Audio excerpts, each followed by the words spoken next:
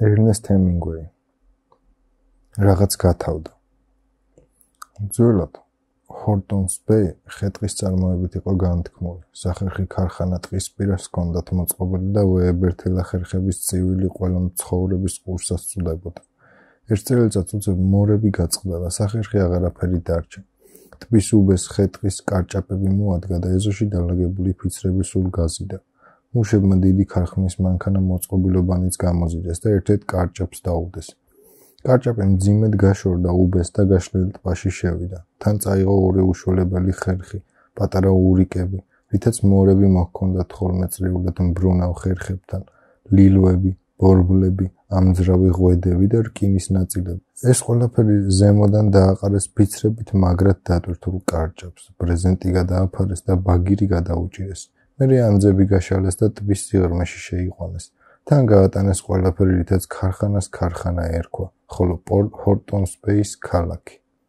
დაბალი ბარაკები, სასადილო ქარხნის მაღაზია, კანტორა და თვით ქარხანა დაცარიელებული იდგა გროვა-გროვად დაზვენულ ნახერხს შორის.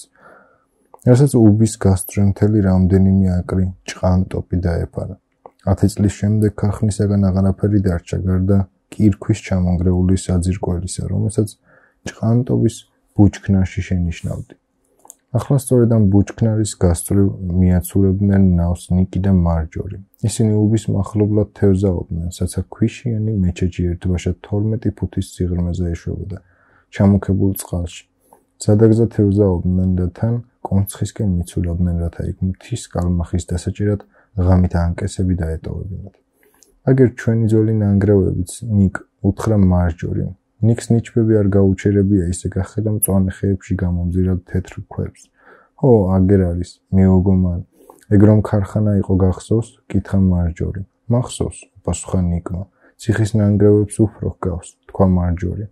ნიქს არაფერი უთქვამს, ისინი კვლავ ნაპირის გასწვრივ მიცურავდნენ. მანამ ქარხანა თვალს არ მიეფარა.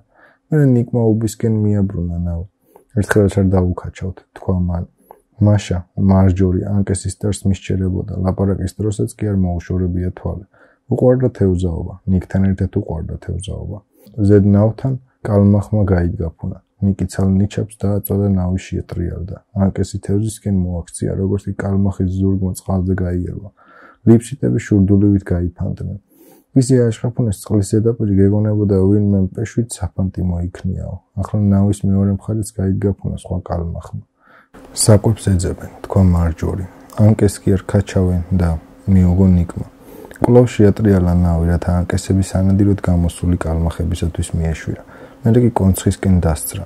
როცა ნავი ნაპირს შეეხო, მარჯორიმ ძუის დახვევა იწყო.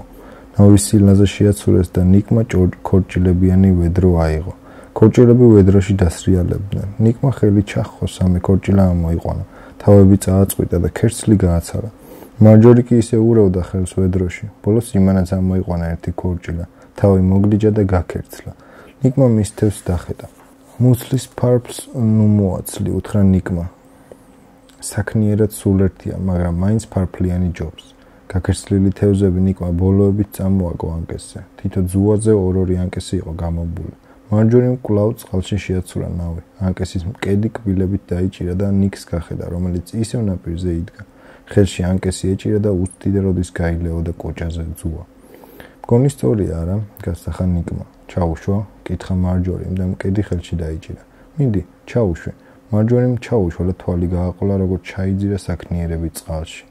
მერე ისევ ნაპირისკენ მიაცურა ნავი და იმგვარადვე ჩაუშვა მეორე ძუაც.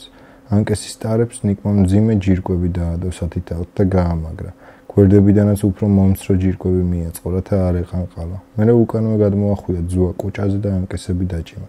ფსკერზე მოსრიალე კალმახი თუ მოავლებდა საქმიერას პირს, ძუა ისევ გადაიხვეოდა. კოჭა ტრიალს დაიწყებდა და გაიდგაცუნებდა. მარჯორიმ შორიდან შემოუარა, რათა ძუებს არ წამოსდებოდა. ნიჩბებს დააწვა და ნავი ნაპირის გასწვრივ გააცურა. ნავის ნაკვალევზე პატარა ტალღები წამოიქოჩა. მარჯორი ნაპირზე გადახდა. ნიკმა ნავი ხმელეთზე ამოათრია. რა მოგივიდა ნიკ? კითხა მარჯორიმ. რა ვიცი, მიუგო ნიკმა და ნაფოტების მოგროვება განაგრძო ცეცხლის გასაჩაღებლად. ნაპირზე გამორიყული ფიჩხითა და ნაფოტებით ცეცხლი გააჩაღეს. მარჯორი ნავთან მივიდა და საბანი ამოიღო. საღამოს ნავს კვამლი კონცხისკენ მიჰქონდა და მარჯვენა მარცხნივ გაშალა საბანი კოცონსა და ტბას შორის. მე საბანზე დაჯდა, ზურგი ცეცხლს მეუშვირა და ნიკს დაუწყო ლოდინი. ნიკიც მივიდა და გვერდზე მეუშვდა. მათ უკან ხშირი ბუჩქნარი იყო გაწოლილი. წინ კი უბედა ჰორტონს კრიკის შესართავი. ჯერ ისევ ბინდი იწო. კოცონის სინათლე ტბამდე უწევდა. ცეცხლის შუქზე 2 ლიტონის ანკეს ხედავდნენ, რომლებიც ზედ ჩამოქებულ წყალთან დაეწყოთ. კოჭები სინათლეზე ელვარებდა. მარჯვენა საგზელი ამოალაგა კალათიდან. მე არამშია თქვა ნიკმა. მაინც ჭამე ნიკ რამე. კარგი. ჭამდნენ, ხმას არ იღებდნენ ანკესის ტარებსა და წყალზე მოცემციმე ცეცხლის ანარექსს მისჩერებოდნენ. მთვარე ამოდის, თქვა ნიკმა. ტბის მიღმა მთებს გახედა, რომლებიც ახლა უფრო გამოკვეთილიყვნენ ცის ფონზე. მთების გადაღმა. ეტყობოდა მთვარე მოცურავდა. ვიცი, ბედნიერი ღიმილით თქვა მარჯვენა. შენ ხომ ყველაფერი იცი, უთხრა ნიკმა. კარგი რა, ნიკ, თუ ღმერთი გწევს, ნუ არ დაიწყებ შენებურს. და ჩემი ბრალია, მეუგო ნიკმა, თუ კი მართლაც იცი, შენ ყველაფერი იცი. უბედურებაც ეგ არის. შენ ხომ გზნობ, რომ ყველაფერი იცი. მარჯვენის არაფერი უპასუხნია. მე თვითონ გასწავლე ყველაფერი, ხომ გზნობ, რომ ყველაფერი იცი. მაინც რა არიცი, აბა? გეყოფა რა, უთხრა მარჯვენა. აგერ მთვარე ამოდის. ისხდნენ საბანზე, ერთმანეთს არც კი ეხებოდნენ და მთვარის ამოსვლას შესწკეროდნენ. რაში გჭირდება ამდენი სისულელე, უთხრა მარჯვენა. მართლა რა მოგივიდა? მე თვითონ არ ვიცი, როგორ არიცი, არ ვიცი მეთქი. კარგი ერთი თქვი. ნიკი კვლავ მთვარეს გახყურებდა, რომელიც ახლა მთის თავზე ამოცურდა. მოსაწყენი გახდა ყველაფერი. ეშინა და მარჯვენის შეხედვისა. მერე მოუხედა, მარჯვენი იქვე იჯდა, მისკენ ზურგ შექცეული. ნიკმა ზურგზე შეხედა. მოსაწყენი გახდა ყველაფერი, აღარაფრის ხალისი აღარ არის. ქალს ხმა არ გაუღია, ნიკმა განაგრძა. ასე მგონია გულგომია მომიტრიალდა მეთქი. არ ვიცი მარჯვენა, აღარ ვიცი რა გითხრა. ისევ ზურგზე შეხყურებდა ქალს. სიყვარულიც მოსაწყენი გახდა, კითხა მარჯვენა. ხო, თქვა ნიკმა. მარჯვენა წამოდგა, ნიკი იქვე იჯდა, თავი ხელებში ჩაერგო. ნავს მე წავიყვან, გამოსახა მარჯვენა. შენ ფეხით წადი. კარგი, უთხრა ნიკმა.